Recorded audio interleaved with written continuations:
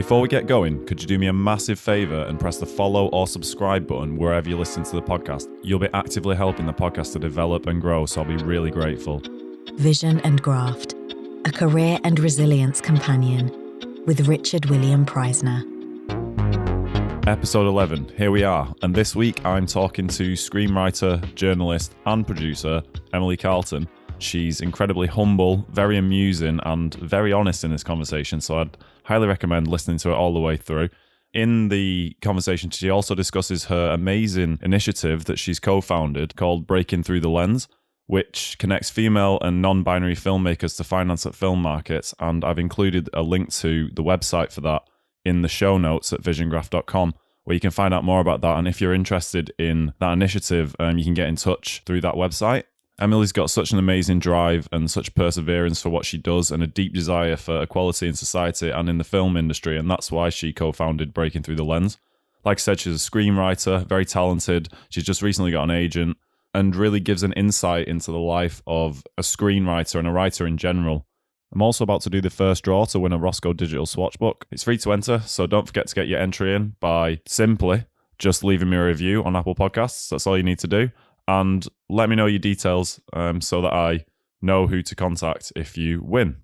You can do that via the website or on Instagram. So let's move on to my conversation with this week's guest, Emily Carlton.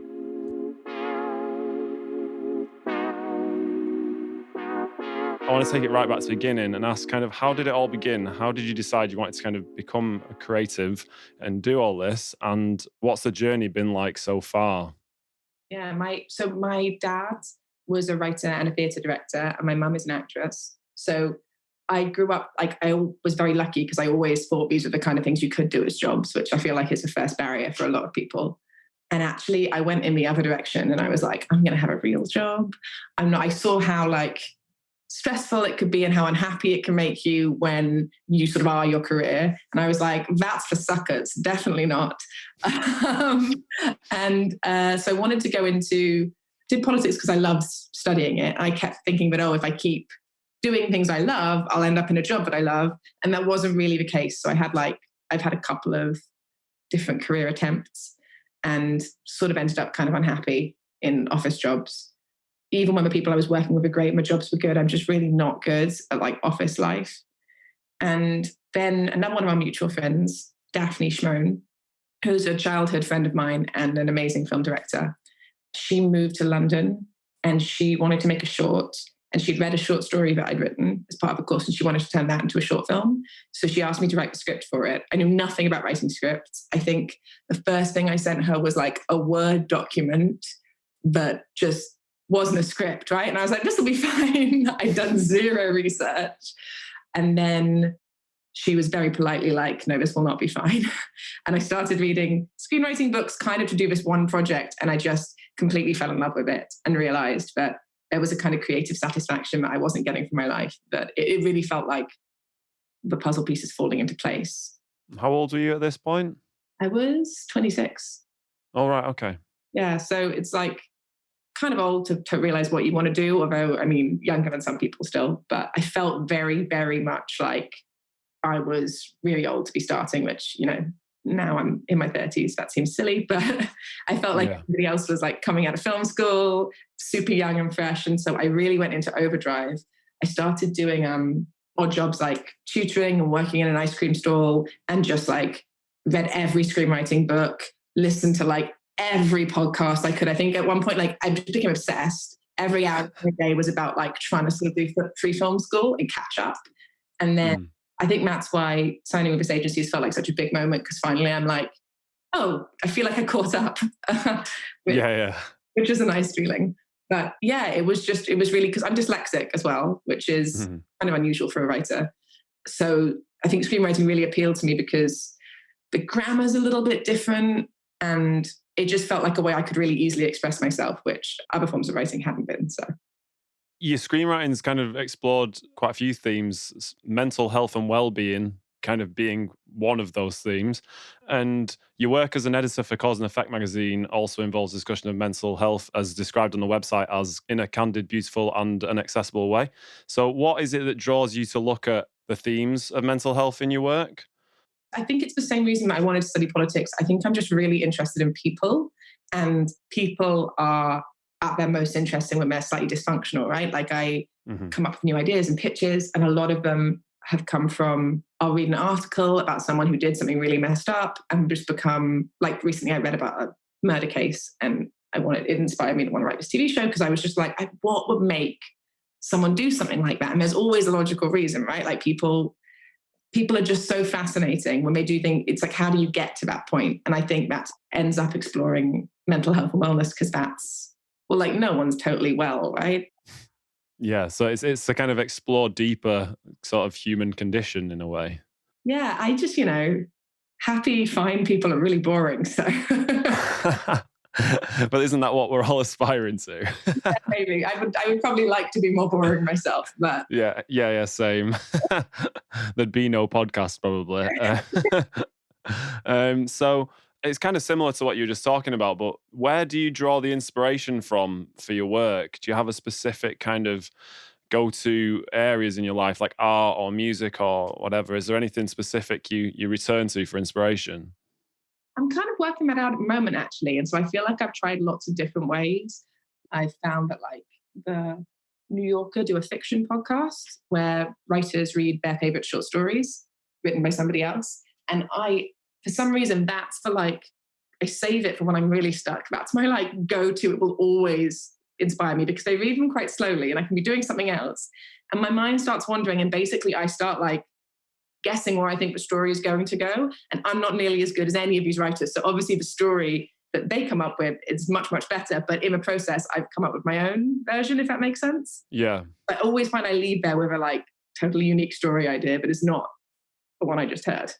Oh, great. It's a sort of like a creative springboard. You take the start of the story and work from that. Yeah. So that's actually ended up being like a lot of ideas. And then, you think about something for weeks and by the time you get to the end, it looks nothing like what you started with. So yeah. I mean, it sort of reminds me of DP director relationship somewhat. The idea that you like springboard off the creativity, they sort of give you the first kind of thing to work with, and then you can kind of like go off in your own direction a bit with your own ideas based on that initial springboard. So it's the thing I always find, you always kind of need some sort of little flame to do it.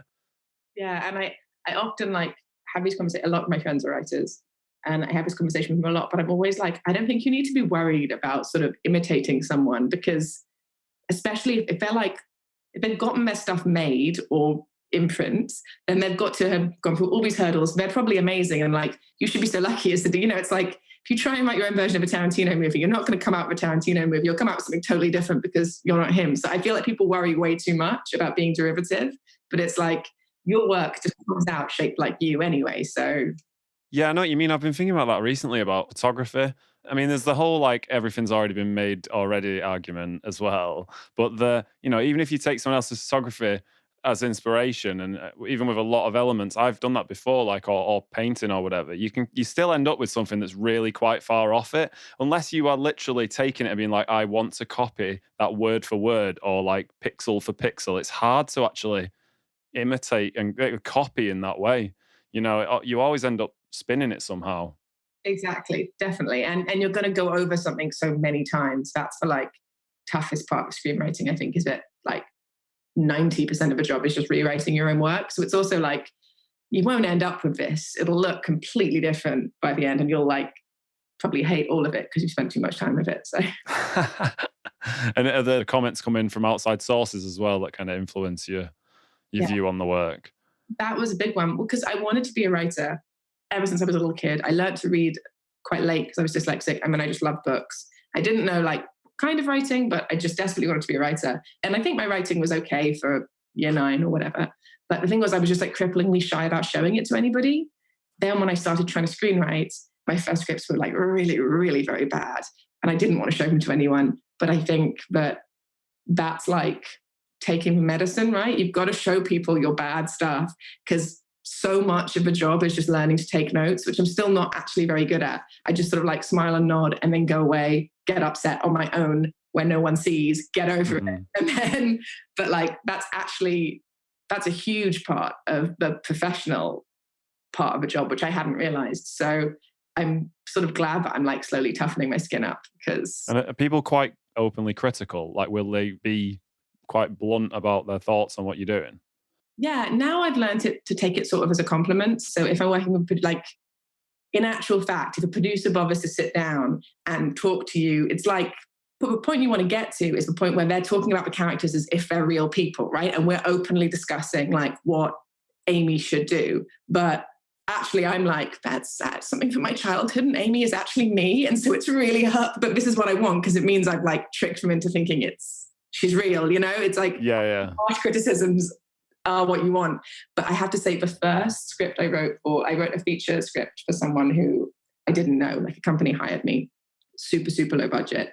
And it's never been made for good reason. But they sent me an email with notes that is, to this day, I never managed to read it in one go. It was this enormous email with like such intense notes that I've tried since. I have to like take time out and leave the email and like hyperventilate a little bit. Just being, I mean, they were fair, but just being things like, you know, every character should have a motivation, and like, just like really, it was basically the equivalent, like an incredibly long, just write it better. Yeah. That was really tough. That was really hard. I've kind of been the opposite. I've often wanted more feedback. As a DP, you don't really get the feedback in the same way, by the sounds of it, as you do, because you just won't get called again. It's just, I've never had anyone go, you know what, the reason why I didn't like that was, you know, I've had friends do that who don't work in the film industry. I've had friends just go quiet when I've shown them things, you know, and I'm like, I didn't write it. I'm like, what did you think about the lighting? They're like, what lighting? And I'm like, right, then it passed the test. Yeah. You didn't notice it. But yeah, it's interesting that you get that feedback. I'm a little envious in a way, but then also I understand how it must be difficult when it's not what you want to hear. Yeah, I think that's what I like about it, is it's a job where you like are constantly learning, and because you're collaborating with people and the script is like never done. I just never really thought about this, but I guess your job, like you kind of come in it, once you've finished it, there's no way you can redo it, right? So like there is a point at which you have done your job. Yeah. There's more with post-production, but like at least in terms of a shoot, then it's like work with what we've got. Whereas the amount you have people come back to during lockdown, basically anybody I'd ever written a script with or for was like, I think we should rewrite this. And I was like, I don't have any time. I was losing my mind. So I don't want to rewrite. Like you can just keep working on it forever, which is like the best part of it, because you're sort of always learning and improving, but also the worst part of it, because you're literally never done. Can you kind of share the process of getting an agent and how it's benefited you as a writer, or how you imagine it will? Yeah, I actually had an agent before who I got because I got onto a screenwriting lab in LA. And there I got introduced to somebody who introduced me to an agent back home. And she was starting her first list and was really, really lovely. But I think for whatever reason, like I just didn't end up getting very many meetings. It just didn't also the pandemic happened. But I wasn't actually, this is really annoying advice for everybody, but I wasn't actually looking for an agent because of that. When I had a friend, she like reconnected with somebody from her film school who's a successful writer and was like, oh, do you want me to see if he'll give you some advice? And I just always say yes to these things, even though at the time I was feeling a little bit down because I was like, I don't know what else I can be doing. But I was like, yeah, sure. And so I emailed him this very strange email that was probably a bit moany, where I essentially was just saying like, I feel like I'm doing absolutely everything I can. What else can I be doing? Because I just don't seem to be like going as hard as I can on my own, but it doesn't feel like it's building momentum. I feel like if I took a day off, everything would just stop, you know? And he was really lovely and was like, this sounds like, I actually forwarded your email to my agent because I think he'd give you better advice on this. And then his agent called me, and it was not to represent me. In fact, actually said at the start of the call, I can't take on anyone new, but just gave me like advice about the industry because he's like quite senior and experienced and has been around for a while. And that was really helpful because he really just like demystified, like I didn't really understand what agents were doing. And he was quite like, well, you know, you get these samples and they get sent to these people and then it usually takes about this long for them to reply. And I was just like, oh, okay, this all makes so much more sense to me. And then he said, well, do you want me to read your samples? Because I might be able to recommend, you know, people I think might like your work. And what are samples? Sorry, just to clarify. Yeah, so they're like scripts that you're not necessarily looking to get made, but that showcase your writing. So I have The Eye, which is a feature film that I already have in development, like Daphne's going to direct it. But that's like, so I'm not looking for anybody else to make that, because we're a production company, but I'm really proud of writing on it. So there's that one, and it's like a psychological thriller with supernatural elements. So it's kind of the kind of stuff I want to do. And then I wrote a comedy script that it's about a self-destructive millennial, right? So I kind of was like, I don't think this will actually get made, just because there's a lot of shows like this. But I found it quite easy to write because it's a little bit autobiographical and quite cathartic. And so I'm proud of her writing on that as well. And again, like, I send that to people like it. They don't necessarily want to make it, but they maybe hopefully want to see me. So I sent him both of those. And then he called me and was like, actually, I really like this. I'd like to represent you. And I don't think... Oh, wow. Yeah, I know, it was the dream. I think I actually made like a whimpering noise on the end of a phone. It's crazy. Oh, I could imagine. I've still never seen him. Oh, really? Yeah, we've spoken on the phone, but he doesn't do Zoom calls, at least with me. And I don't know where he's living, but we've never met up in person. So I say he's like Charlie from Charlie's Angels. He just like calls me with news. And do you go out and fight bad guys? Yeah. Amazing. That sounds great. Yeah, I did actually propose although some people are going quite hard the other way, because I proposed to someone the other day about having a Zoom meeting as like a first kind of like introduction. And I was met with quite a stern response that they were sort of like sick of Zoom meetings. Can we actually meet in person if possible? And I was like, yeah, I'm fine with that. Like, yeah. So yeah, it's good that we're kind of moving seemingly more back to some normality with that, or a nice mix of the two. Yeah, I have a development meeting in person in a couple of weeks, and that will be almost all of I had a TV show in development when I got my agent. That was like, we'd done a couple of sessions, I think, or basically almost all of the actual like development work I've done has been on Zoom. So I can count on one hand how many in-person development meetings I've had. So I'm quite excited about it actually, but sort of like a baby Zoom writer, and I'm coming out to the real world. Yeah, well, so it's good to kind of put yourself in actual situations as opposed to kind of like ones that are presented on a screen, you know? So it's a different experience. And I suppose even if it takes a bit longer or whatever, like in my mind, I'm a bit like, well, you know, life's for living too. It's not just for being incredibly efficient all the time. So sometimes I think it's worth doing that. That's like my big theme of the moment, actually. I mean, it's so basic. I mean, it's only because I'm realizing this now, but like I massively overschedule. I really feel like capitalism has tricked me into thinking that I've got to measure myself by my productivity. I know a lot of people are having this realization at the moment because I think the pandemic, there just wasn't really much else to do. I didn't feel like I could have fun. So I just worked really hard.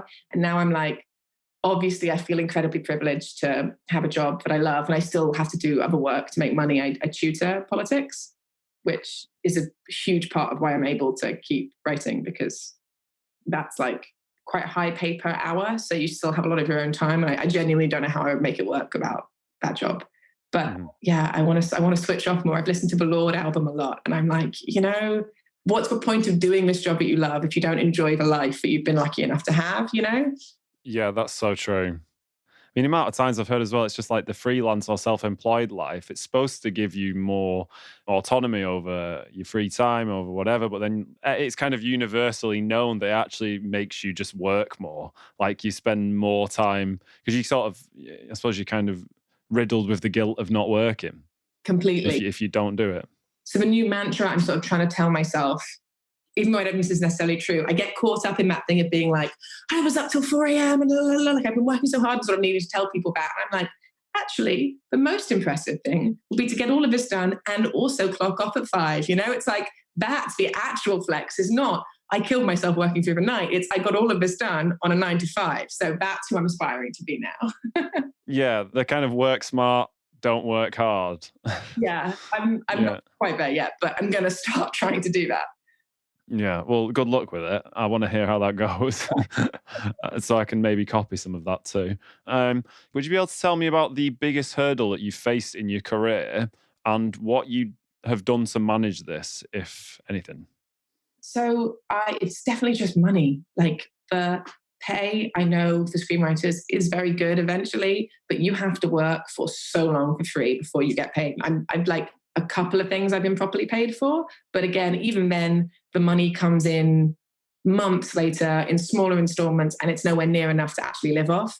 And I think I was probably writing almost full time for like 4 years before I got any sort of pay for it. And I was hugely privileged to be able to do that. In part, it's because I have a Cambridge degree. And so I can get pretty well paid tutoring very easily. And if I didn't have that, I really feel like people should be honest about this, because I feel like almost everybody who works in the creative industry has something that makes that possible. Be it like wealthy parents mean you don't have to pay rent, or like, there's like a thing and you're like, oh, that's how you've made all this add up.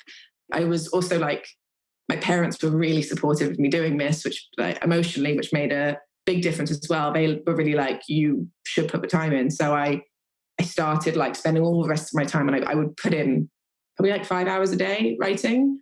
And just, I think of all those unpaid hours. And I don't know if I think I also got very fast as well. So like, that's the hurdle. And it's still like, I kind of wonder how much longer I'll be able to keep going before I need this to be the job that pays me.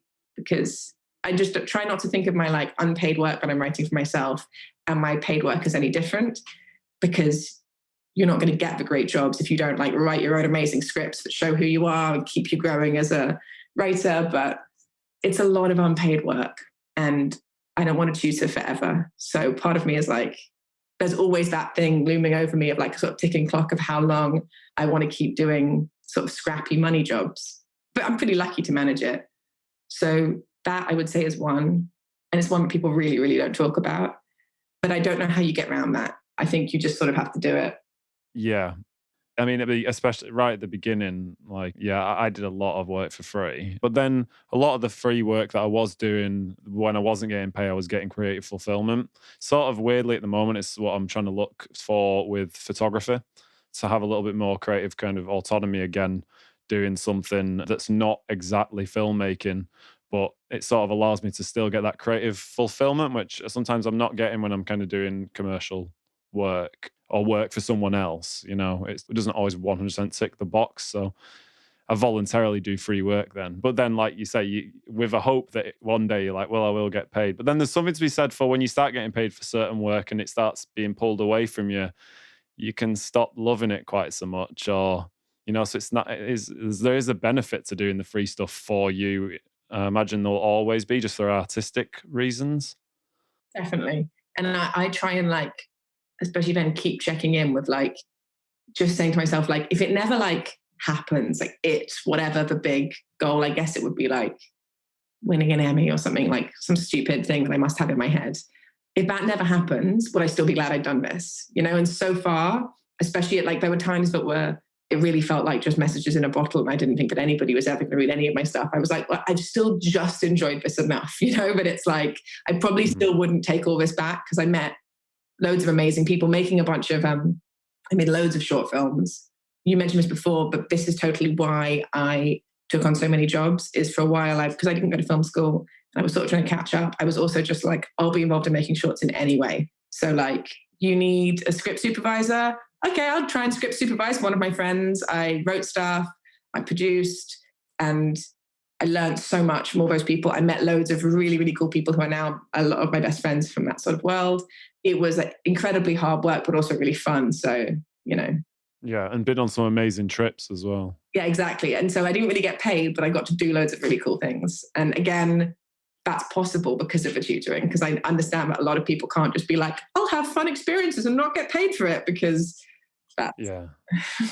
It's 6 of one and half a dozen of the other in terms of like, is it worth it from what you're explaining? But I imagine like looking at what you've done from the outside, it looks like it's been so eventful and you've achieved so much. And although you're saying like if the Emmy is the end goal or whatever, it looks like already you've achieved so much from where I'm sitting, and it's definitely something to be proud of. Yeah, I mean, it definitely doesn't feel like that. And there's so much time when that's maybe the second biggest hurdle, but it's just being like, am I doing this job? Especially before like anybody. So I got a show in development a couple of years ago, and that's how I got an agent. But that was because I am like best friends with a really amazing writer called Tom Rasmussen, who had written a book and already had an agent and wanted to write this idea with me. And so I like sort of got in on Tom's coattails.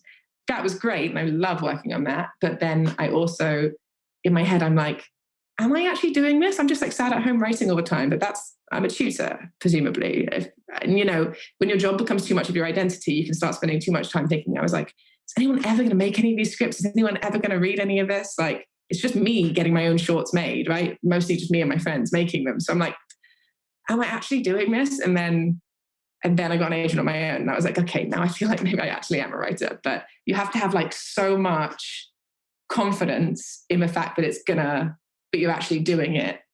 And for a lot of people, maybe no one except their family will ever read them. And that's probably no reflection of how good the scripts are, right? It's also like access and all these other things. So it's kind of, I think I was constantly looking around for like signs that I was one of the chosen people. You're looking around being like, am I one of the people who will never get read, or am I not? And yeah, kind of lost my mind a little bit doing that too much, I think.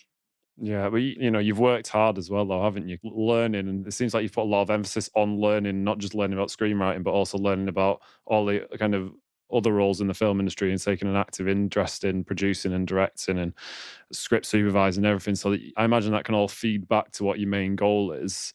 Actually, yeah, I think, and actually, now you mention it, I think that's how I dealt with that feeling of being like, because you just have so little control over whether like you're going to get lucky or not. So it was just like, well, as long as I feel like I'm acquiring a new skill that is somehow related to this, I feel like I'm moving forward. And that's kind of the only way I can drive myself forward, because, I'm sending it to everybody I can, and I can't control whether they like it. I can't control the offices of a production company. So I'm just going to have to like keep trying to get better. Yeah. And you've done well. Well done. You've got the agent. I'm excited to see what's coming up next. Competition time. If you're enjoying the conversation, please can you do me a favour and leave me a review on Apple Podcasts? It's super easy to do, and if you let me know you've left a review using the Get in Touch page on visiongraft.com or by sending me a message on the Vision and Graft Instagram @VisionGraft, you'll be automatically entered for free into one of the monthly draws to win a Roscoe Mixbook digital swatch book. This very useful tool enables you to pre-visualize coloured gels and LED colours, and they're really useful for those working in film, photography, or lighting design to plan which colours they could use in their lighting. I use mine all the time in my planning, and I couldn't be without it. Spread the word if any of your mates would be interested in getting their hands on one. The competition is free to enter.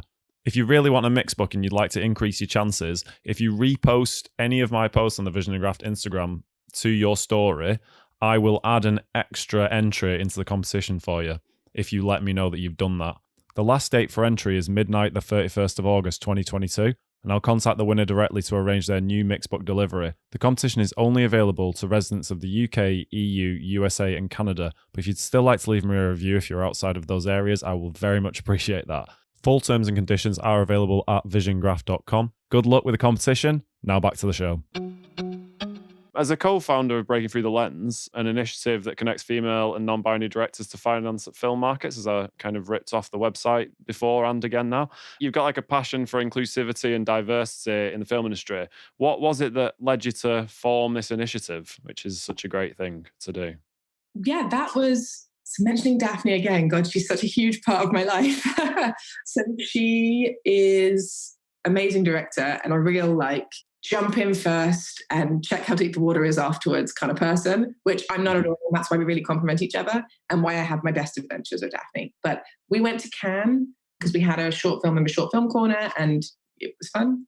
And we got so much out of being at the market, even though we now laugh about, we were going around with our like little one page we printed on our home printer that I now realize doesn't have any of the right information, but we just like tried to take meetings with anybody who would answer our emails and learn loads about what we didn't know about, particularly finance, because we didn't have a producer at the time. So we were just pending, but we knew what we were doing. And then the next year we went back. And at this point, we had a producer, had learned a lot more, and we had somebody who'd invested in films, who was a friend, was hiring a villa. And he was like, you can have the villa for a night to have a party. And we were like, okay, great, Seek Films drinks. And then we realized no one cares about us or will come to our Cannes event. So we were like, what's a more interesting way we could use this space? So we decided to invite 10 female filmmakers to pitch their films and we pitch our film at the same time. So it was really, initially, it was really just like naked self-interest of like, how could we get some people to hear about our film? But as we did it, the response was so amazing from, well, the filmmakers, they were just people we knew, we invited, and they were incredible. And then the industry just like really responded to it. And you could tell there was this huge appetite for finding like really good female-led films. And we also started like engaging a lot more with a debate. That year was the year that head of the Cannes Film Festival, he was asked why there weren't more women in the Cannes lineup. And he said they just didn't get enough submissions. Like women don't make good enough films, essentially. Kind of misquoting him there. But we took huge offense at that. I started reading loads more about it and just became really passionate about this because there is almost gender parity coming out of film school and closer to gender parity in the doc world because the budgets are smaller. So really clearly the issue is not that there aren't female filmmakers or female filmmakers that are good enough. It's that they're not getting given the same size budget as men. So you can't, it trickles all the way down, right? You can't get into Cannes if you've made an amazing film on a super indie budget because the kind of films that are going there are the big films. So like it just, the problem is much earlier and we think it's at the finance stage. Anyway, we became much more passionate about it. And then the next year we did like open applications. We made it much more of an organization. And I think that like, I feel really passionately that I think all artists should learn about the financial side of the job because learning about how you finance films has taught me so much. And also I just think that you should roughly know what's going on in a contract when you sign it, right? Like if the film is your baby and you're handing it over to producers who you should absolutely trust, you should still kind of understand what's going on and the kind of deals that are going to be made and what all of it means because you're just sort of disempowered if you don't. Your project's still going to be sold in that world. And Cannes can be it's so divorced from the like artistry of it, right? You meet all these people who I would never normally meet who just see films as like numbers. I'm sure they love films, but they're really into the business side of it. And even though I know some people can find that like sort of like dirty, I'm like, well, your film, if you get lucky enough to make it, is still going to be bought and sold by people who are into buying and selling films rather than like feeling them very deeply. So you should probably like know that world. Yeah. So a huge answer. No, it's a brilliant answer. I mean, you're right. I think that can apply to, like you're saying, to any creative endeavor, the more you can understand the business of it. But yeah, I think I've definitely been guilty of not doing that in a lot of ways. And I've had to catch up in the last few years trying to understand more about the business. And I've got screwed in the past because of not being educated properly on it. And I'm still educating myself on it. It's an ever-growing thing. But yeah, it's I suppose that's the thing about being an artist or creative that wants to make a living out of it. You've got to balance the education about the creativity with the being a business person and understanding how the overall business of that industry works and how the finance works and where it trickles down from. But it's such a great thing that you did starting that and continually pursuing it and kind of aiming for equality in the film industry. I think it's great. Every year it grows and gets better. And it's the films that submit, we get more submissions. They're like consistently higher quality. We get more response from the investors and the people we're emailing about it. It's like, but it goes to show there is really like a thirst for that. And then I think it was the third year, we opened it up to non-binary directors as well, which was a learning experience for us because we wanted to make sure that we did that properly. But also really made me think, I was like, I'm not sure off the top of my head I can name a single non-binary director, which feels kind of weird. But yeah, so that's probably even more of a pressing issue. But then I wonder if some people are still in the closet. Anyway. Perhaps. But yeah, so thank you for explaining that. I think it's a really great initiative. And yeah, I'm excited to see how that grows as well. And hopefully, like you say, it will be part of the bigger picture of bringing equality in the film industry across the board, which is necessary and in society. So yeah, I'm 100% behind you. Do you have any techniques for keeping on track with your mental well-being, and would you be happy to share with me? Yeah, this year has been, I think I've always been a really anxious person, but the pandemic, like a lot of people, because it made things worse, it made me really like acknowledge and name what I think has been going on for a lot of my life. And so I do like all the things that most people do. I try and meditate as much as possible. I work out, not really as for my health, although that probably should be why I do it, but more just because I find like it calms me down. I know what I do that I shouldn't do. Like I overschedule my day and I like drink way too much coffee, considering that like I'm an anxious insomniac. I have like 4 cups of coffee a day and I need to stop doing that. But yeah, I haven't perfectly worked it out yet. Yeah, just going for a run. That's such an annoying one to say. It's a very valid one though. exercise is important. I don't personally, I think the reason why you're saying that you do exercise is possibly an even better one than for health or any vanity reason, like, because that's how you can sustain it if you do it for happiness reasons. I mean, that's Joe Wicks's mentality. He's all about, like, if it makes you happy, you'll carry on doing it. So you need to tap into that more than anything else, really. Definitely. And I also have started putting things in my diary. Like, if I have a project, I'll put like an artificial deadline of something nice. So for example, today is one of my best friend's 30th birthdays, and there's a birthday party. But I'd actually like been planning my whole life recently up until this day, which is why I was so glad we did this recording before tonight, for no apparent reason, but just because it's nice to have like structure. And when I'm like stressing out and my mind's going a mile a minute, to feel like there's going to be a point at which I'll have a break. I have a break anyway, but I'm very capable of just like working myself up into the state where like everything I have to do is running through my head and I feel like it'll never end.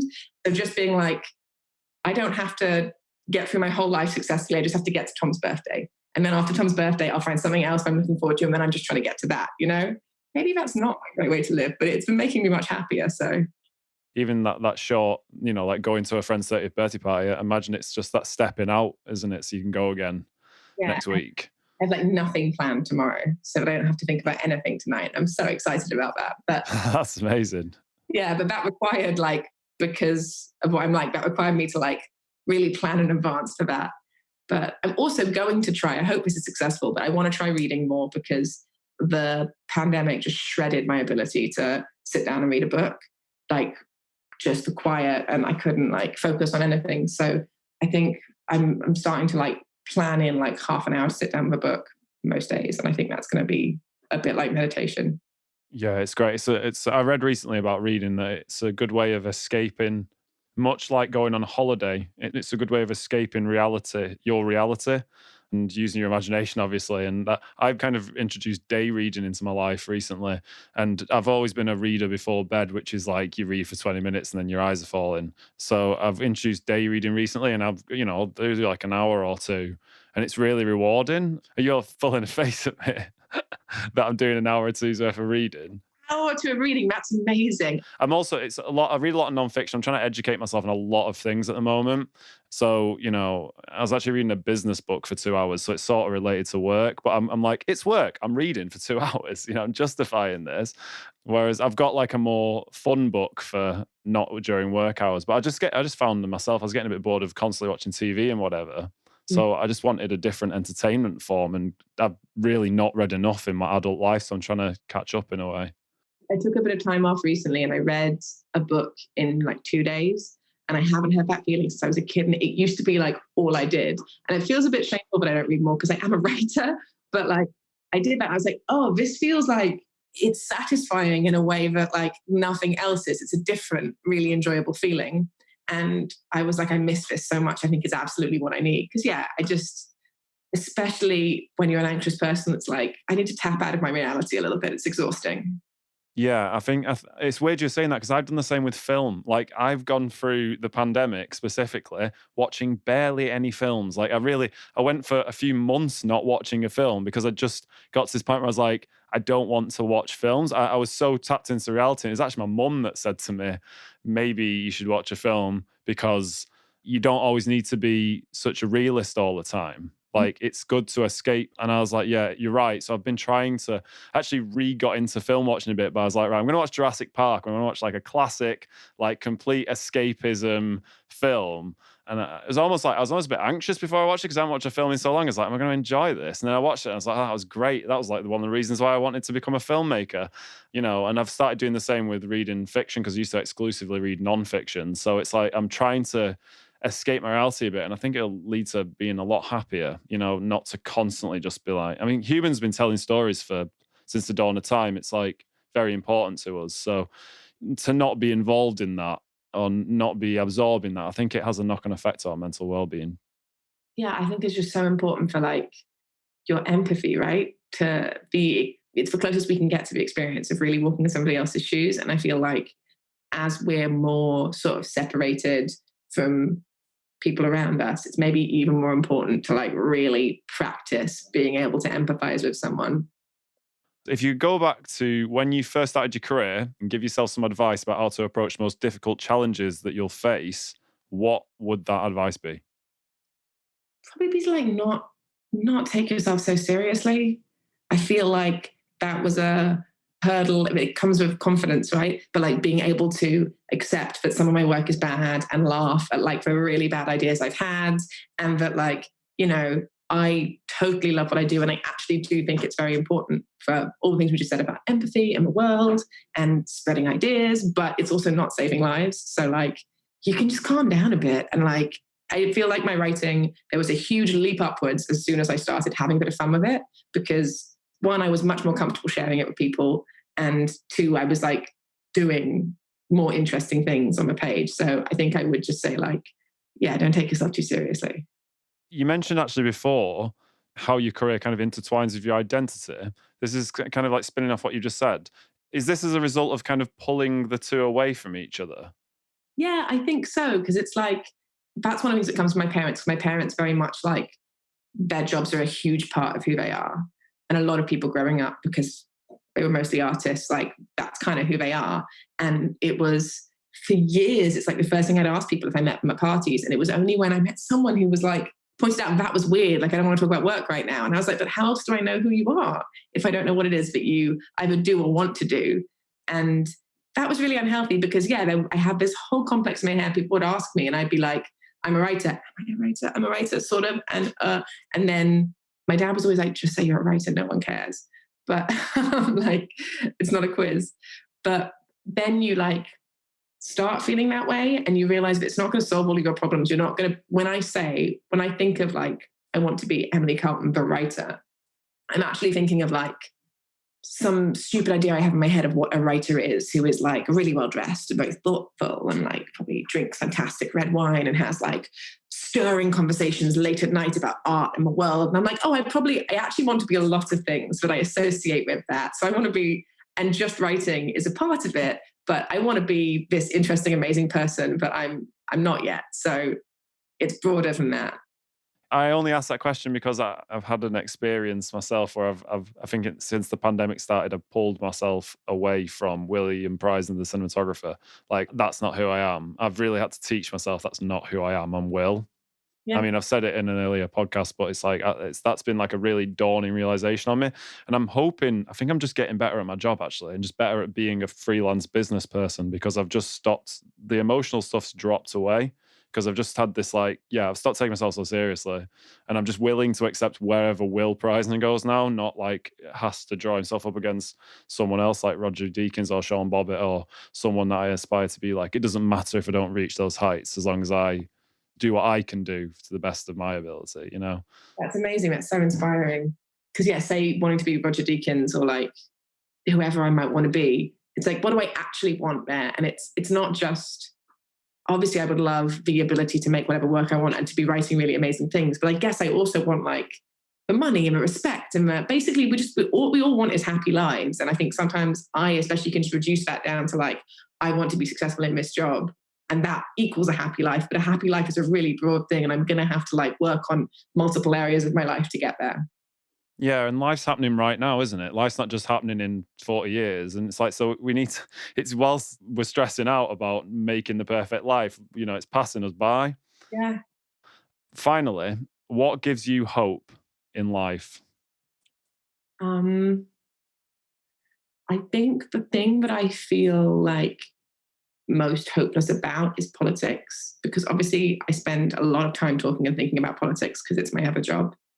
And I'm really, even though tutoring can be incredibly tedious, I'm really lucky, but it just keeps me talking to 17-year-olds about politics. And actually, probably about once a month, I'll leave a lesson just being like, I think the world is going to be okay, because I swear they care more than most people did my age. I was a very like angry political teenager, but I was pretty unusual in that sense. And like, there's nothing more satisfying than like explaining ideas to them that I think really matter and seeing them like really catch fire about them. So I guess like teenagers who are angry about the world really give me hope. I kind of feel like maybe they're a bit smarter and better than we were. So you've seen Teen Vogue, it's amazing. Like that's all like very radical political articles. So yeah, that gives me hope. That's a brilliant answer. Very unique. First time I've had that as a response. But yeah, thank you for approaching that question, because I know it's a bit abstract, but yeah, thanks so much for coming on the podcast as well. I really appreciate you being open and honest, and yeah, just talking so freely with me. I'm massively grateful. So thanks so much. Thanks so much for having me. I love a podcast, so I'm so excited to be on it. Find us online at visiongraft.com. And for updates, follow Will on Instagram @visiongraft.